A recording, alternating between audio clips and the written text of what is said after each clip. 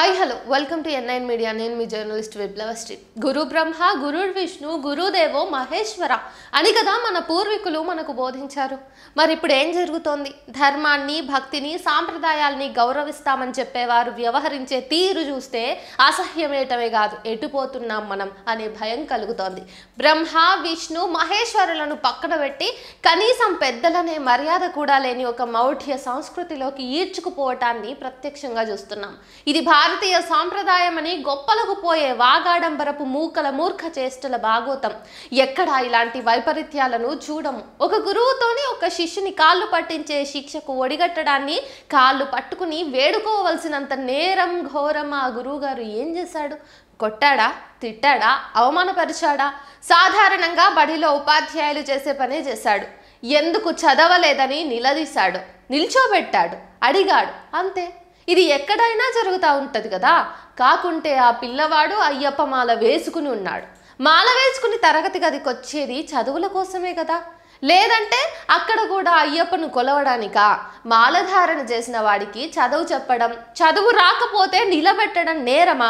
రంగారెడ్డి జిల్లా తుక్కుగూడ ప్రభుత్వ పాఠశాల ప్రధానోపాధ్యాయుడు గణితం బోధిస్తూ ఒక విద్యార్థిని నిలబెట్టాడు.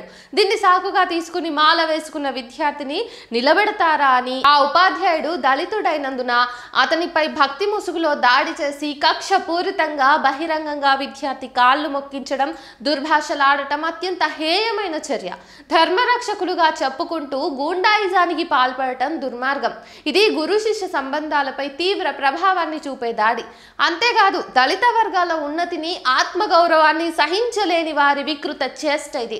భక్తి మసుగులో అల్లరి మూకలు దేశవ్యాప్తంగా ప్రజల మధ్య విద్వేషాలను, విభజనలను సృష్టించి విద్వేషాలకు, విధ్వంసాలకు పాల్పడుతున్నారు.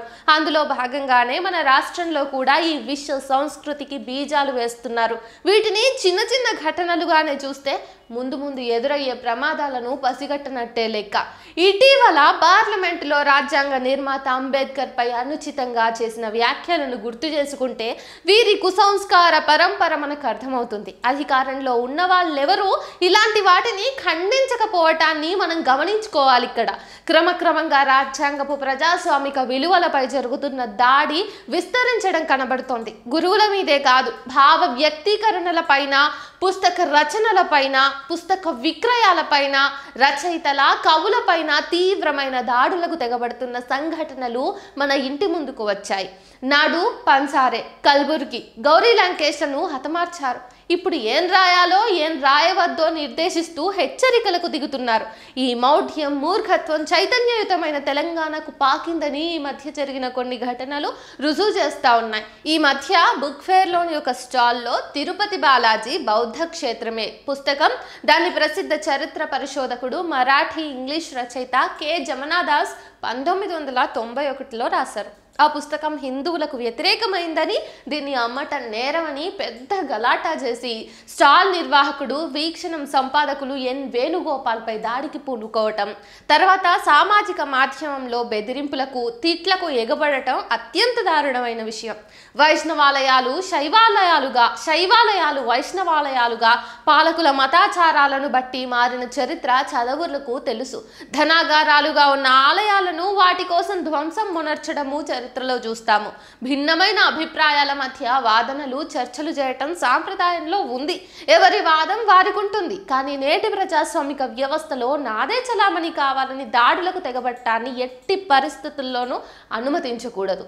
ఇవి మత దురహంకారుల దుశ్చర్యలు. అంతకు ముందు వరంగల్లో రచయితల చర్చాగోష్ఠి పైన దాడి చేసి బెదిరించిన ఘటన జరిగింది. భావ ప్రకటన స్వేచ్ఛను అడ్డుకోవటం ఈ 10 ఏళ్ల నుంచి పెరగటమే కాక విస్తరిస్తోంది.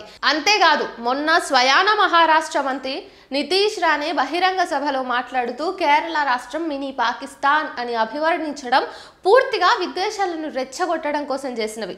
లౌకికవాదానికి, మత సామరస్యానికి నెలవుగా ఉన్న కేరళపై ఇలాంటి దేశద్రోహ వ్యాఖ్యలు చేయడం ఉన్మాద విద్వేష శక్తులకు అలవాటైపోయింది.